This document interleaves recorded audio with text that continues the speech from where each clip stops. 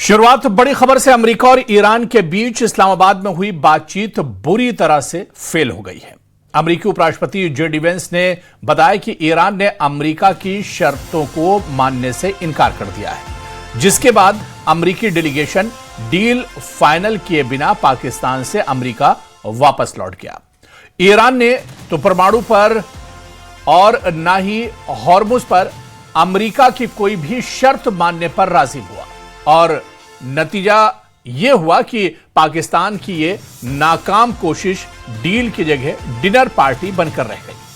और माना यही जा रहा है कि वार्ता फेल होने से इजराइल के प्रधानमंत्री बेंजामिन नेतन्याहू मन मन मुस्कुरा रहे होंगे, क्योंकि वो किसी भी हाल में सीज फायर नहीं चाहते थे। ईरान के लाख कहने के बावजूद भी बातचीत के दौरान भी इजराइल ने लेबनान पर हमले जारी रखे थे और अब पीस टॉक फेल होने के बाद हर किसी की निगाहें अमेरिकी राष्ट्रपति डोनाल्ड ट्रंप के अगले एक्शन पर टिकी हैं, क्योंकि ट्रंप ने यह धमकी दी थी कि डील नहीं होने पर डेंजर अटैक करेंगे। ईरान को डेडली अटैक के लिए तैयार रहने की चेतावनी ट्रंप ने दी थी और अब जबकि बात बेनतीजा रही है, इस्लामाबाद टॉक्स किसी नतीजे पर नहीं पहुंचे हैं और अमेरिका ने यह इल्जाम लगाया है कि ईरान दरअसल समझौते के मूड में नहीं है और ईरान दरअसल अपना परमाणु जो उसकी डील है उसे छोड़ना नहीं चाहता है।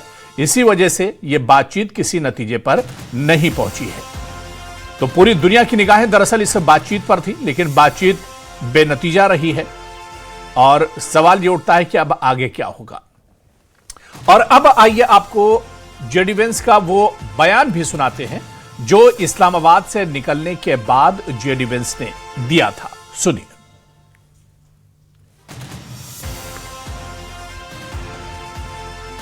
We just could not get to a situation where the Iranians were willing to accept our terms. I think that we were quite flexible. We were quite accommodating. The president told us, you need to come here in good faith and make your best effort to get a deal.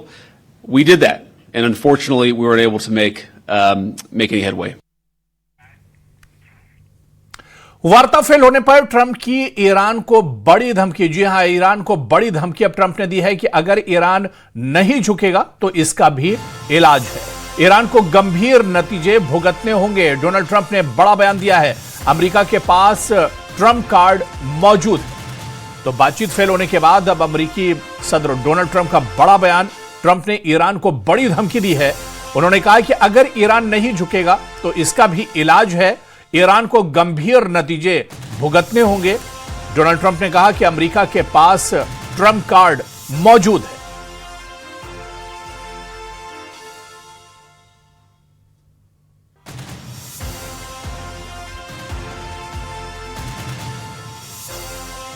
तो Iran के और America के दरमियान बातचीत नाकाम रही।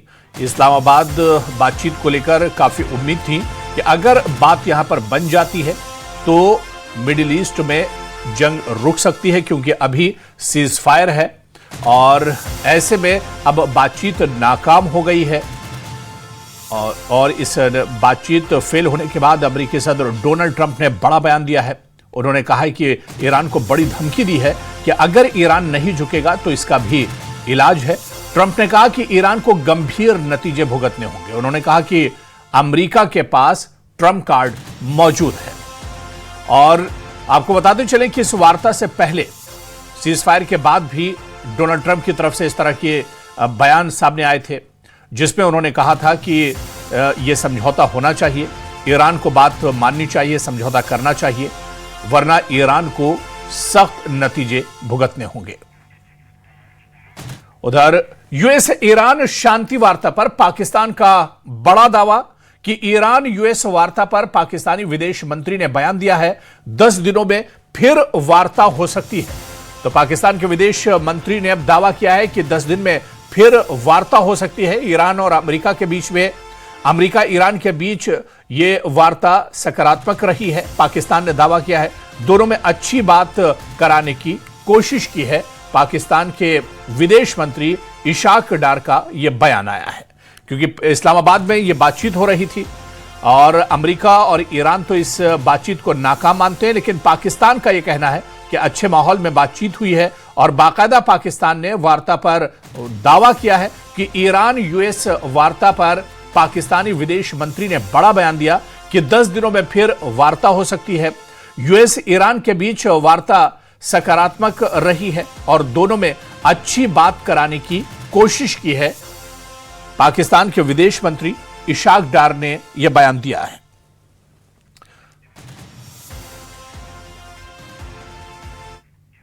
और उधर अमेरिका ईरान वार्ता फेल होने पर पाकिस्तान को बड़ा झटका लगा है।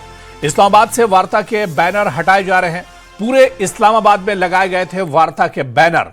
जी हां, अब यह खबर भी आप देखिए और तस्वीर भी आप देखिए कि इस्लामाबाद टॉक्स को लेकर पूरे इस्लामाबाद में इस तरह के बैनर्स लगाए गए थे, लेकिन ये टॉक्स नाकाम हो गई, बेनतीजा रही बातचीत और ऐसे में अब ये बैनर्स हटाए जा रहे हैं और एक बड़ी शर्मिंदगी का सामना भी पाकिस्तान को करना पड़ रहा है। अमेरिका ईरान वार्ता फेल होने पर पाकिस्तान को दरअसल बड़ा झटका लगा है। पाकिस्तान के इस्लामाबाद से वार्ता के बैनर अब हटाए जा रहे हैं। जिस तरह से तस्वीर देखी जा सकती है कि वार्ता खत्म होने के बाद, वार्ता नाकाम होने के बाद अब जो बैनर बड़े बड़े होर्डिंग्स लगाए गए थे वो दरअसल अब हटाए जा रहे हैं। पूरे इस्लामाबाद में इस तरह के वार्ता के ये बैनर, इस्लामाबाद टॉक्स के बैनर लगाए गए थे जो बातचीत नाकाम होने के बाद अब हटाए जा रहे हैं। तो बड़ा झटका दरअसल पाकिस्तान को लगा है। पाकिस्तान ये मानकर चल रहा था कि वार्ता सफल होगी और पाकिस्तान की वाहवाही होगी, लेकिन यूएस ईरान वार्ता फेल हो गई और पाकिस्तान को इससे बड़ा झटका लगा है। इस्लामाबाद से वार्ता के बैनर भी अब हटाए जा रहे हैं। पूरे इस्लामाबाद में इस तरह के होर्डिंग्स और बैनर्स लगाए गए थे जिन्हें अब हटाया जा रहा है। और इस बीच हॉर्मुज स्ट्रेट पर अमेरिका ईरान में तनातनी है। यूएस जहाजों पर ईरान का बयान सामने आया है। यूएस जहाजों के हॉर्मुज से गुजरने के दावे को ईरान ने खारिज किया है। हॉर्मुज पर पूरी तरह आईआरजीसी का नियंत्रण है, जिसका दावा ईरान ने किया है। तो हॉर्मुज स्ट्रेट को लेकर ईरान और अमेरिका के बीच तनातनी और तेज हो गई है। ईरान की सेना ने अमेरिकी जहाजों के हॉर्मुज से गुजरने के दावों को कड़े शब्दों में खारिज कर दिया है। आईआरजीसी ने साफ कहा है कि हॉर्मुज से गुजरने की इजाजत केवल कुछ खास शर्तों के तहत ही नागरिक जहाजों को है और हॉर्मुज पर पूरी तरह से आईआरजीसी का नियंत्रण है। चेतावनी दी है कि अगर किसी भी सैन्य जहाज ने जबरदस्ती इस रास्ते से गुजरने की कोशिश की तो उसे सख्ती और निर्णायक तरीके से निपटा जाएगा। आपको याद है कि आज अमेरिका ने दावा किया था कि स्ट्रेट ऑफ हॉर्मुज से उसके जो युद्धपोत हैं वो आसानी से निकल गए हैं, लेकिन अब ईरान ने इस पर पलटवार किया है और ईरान ने कहा है कि यह खबर दरअसल सही नहीं है। हॉर्मुज स्ट्रेट पर अमेरिका और ईरान में तनातनी बढ़ी है। यूएस जहाजों पर ईरान का बयान सामने आया है और यूएस जहाजों के हॉर्मुज से गुजरने के दावे को भी ईरान ने खारिज कर दिया है। तो इस्लामाबाद टॉक्स यानी बातचीत तो फेल हो गए, लेकिन अब आगे आखिर क्या होगा यह सबसे बड़ा सवाल है, क्योंकि तनाव फिर चरम पर होगा। सीज फायर एक तरह से क्या खत्म हो जाएगा आने वाले दिनों में? क्या 2 हफ्ते भी नहीं टिक सकेगा यह सीज फायर? यह बहुत अहम सवाल है। ट्रंप के गुस्से के निशाने पर अब ईरान होगा, यानी ट्रंप की नाराजगी अब ईरान को एक तरह से झेलनी पड़ेगी। क्या ईरान पर दोबारा हमले की आशंका बढ़ जाएगी? और सबसे अहम सवाल यह कि क्या अमेरिकी फाइटर ईरान पर फिर बम बरसाएंगे और इजराइल के ताबड़तोड़ हमले क्या फिर से ईरान पर शुरू हो जाएंगे? दरअसल ये बहुत अहम सवाल हैं जो वार्ता फेल होने के बाद दरअसल उठ रहे हैं। बड़ा सवाल यह भी है कि हॉर्मुज स्ट्रेट खुल पाएगा या नहीं, क्योंकि यह कहा जा रहा था कि अगर यह वार्ता कामयाब हो जाती है तो स्ट्रेट ऑफ हॉर्मुज एक तरह से खोल दिया जाएगा और उससे आवाजाही एक तरह से आसान हो जाएगी। लेकिन अब जब यह वार्ता नाकाम हो गई है, टॉक्स बेनतीजा रही है, तो ऐसे में क्या हॉर्मुज स्ट्रेट खुलेगा या फिर नहीं? और खाड़ी देशों में क्या फिर से तनाव बढ़ेगा? अमेरिका के सहयोगी देश भी क्या एक बार फिर से निशाने पर ईरान के आएंगे?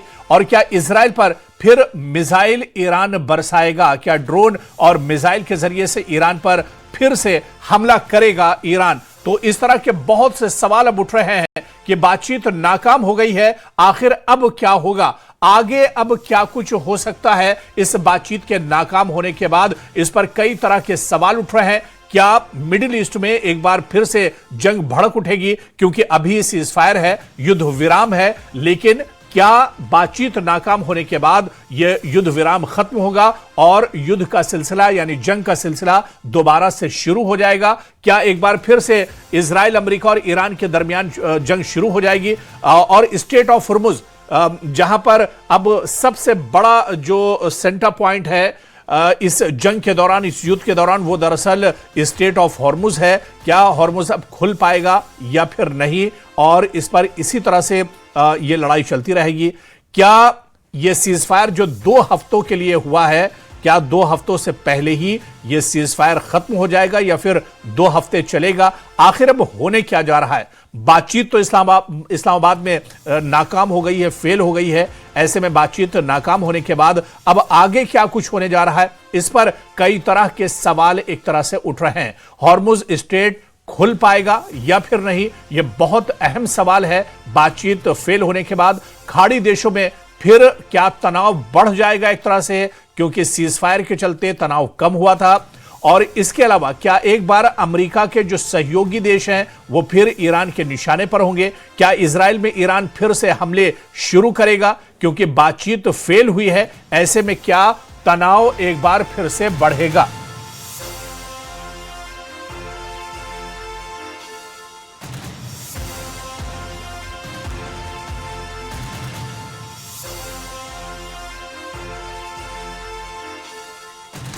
और वार्ता के दौरान यूएफसी फाइटर देख रहे थे डोनाल्ड ट्रंप। यूएस के मियामी में यूएफसी फाइट देख रहे थे ट्रंप। जी हां, ट्रंप का यूएफसी फाइट देखते वीडियो भी सामने आया है।